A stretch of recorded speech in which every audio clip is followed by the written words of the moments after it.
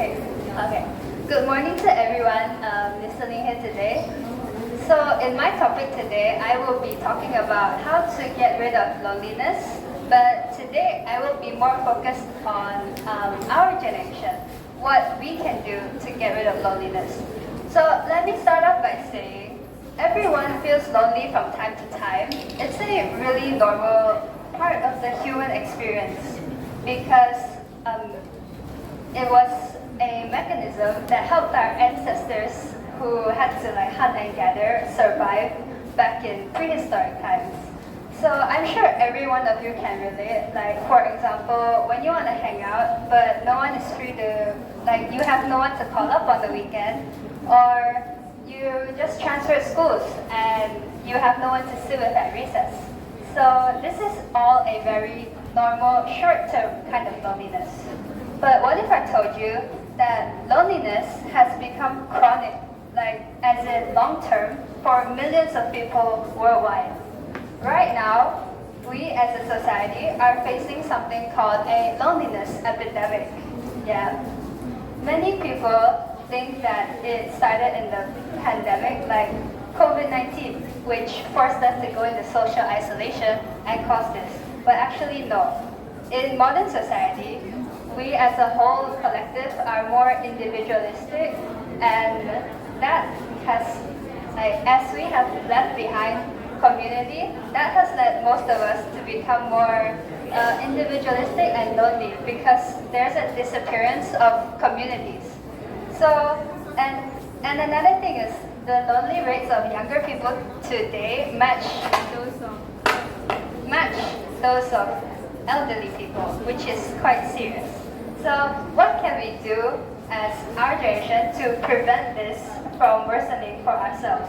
So first thing, straight up, we should lessen the use of social media or straight up delete social media. Yes, I know, in the 21st century, how is that possible? Because it's one thing that keeps us connected, right? But I believe that this sort of connection is actually a false sense of connection.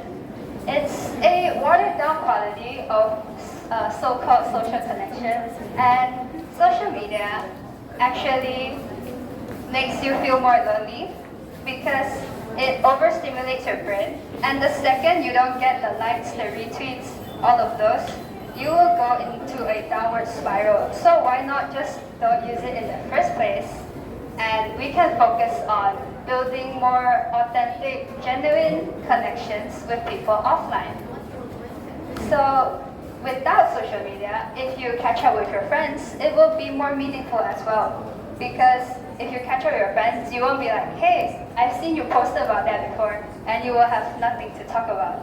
So without social media, you can try things like going to communal spaces, as in cafes or libraries or hobby stores, to meet new people and possibly make new friends. I understand that this may be a struggle for you if you have social anxiety or you are quite introverted, you're shy, but this can really help you form new connections and prevent you from being lonely.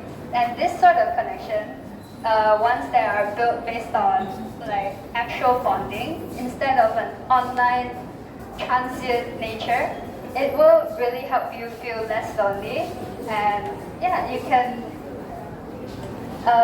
maintain stronger bonds. And another important thing is, first of all, you have to work on yourself.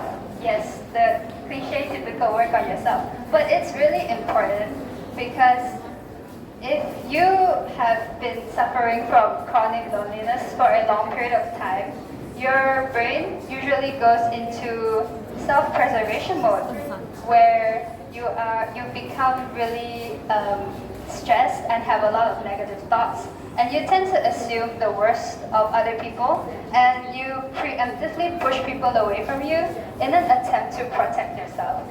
So, important thing is you have to stop thinking this way, and you have to be more open and vulnerable in order to build better friendships with other people. If you trust others, they can trust you as well. So, I hope that you all took away something from my sharing session today, and let's work to maintain better friendships with people around us. Thank you.